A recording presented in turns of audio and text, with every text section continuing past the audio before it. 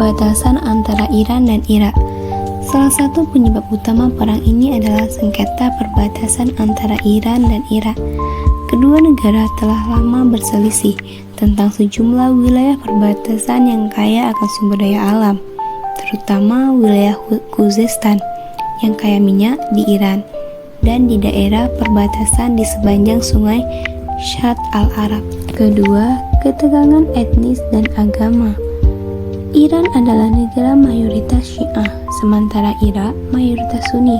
Pemerintah Saddam Hussein di Irak mengklaim dirinya sebagai pelindung kaum Sunni di kawasan tersebut dan melihat Iran yang dipimpin Syiah sebagai ancaman bagi stabilitas Irak dan dominasi Sunni.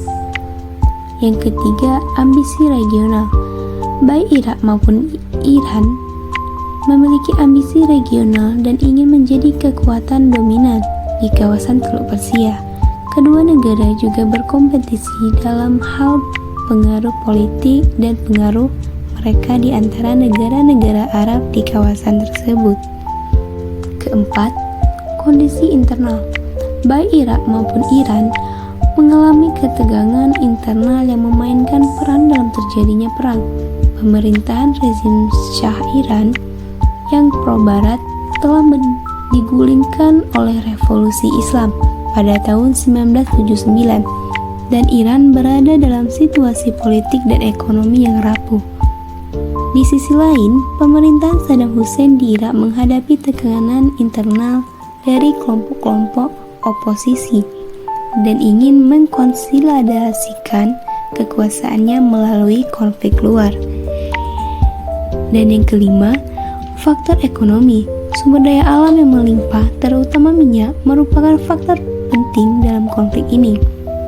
Kedua negara ingin menguasai wilayah-wilayah yang kaya akan sumber daya alam untuk memperkuat perekonomian mereka dan mendapatkan keuntungan dari ekspor minyak. Proses berlangsungnya krisis Teluk I. Krisis Teluk pertama berawal dari sengketa perbatasan dan perselisihan politik antara kedua negara.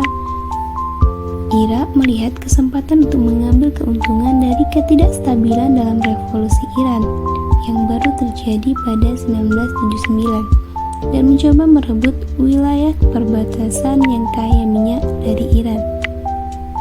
Pada 22 September 1980, Irak menyerang Iran. Created using Powtoon.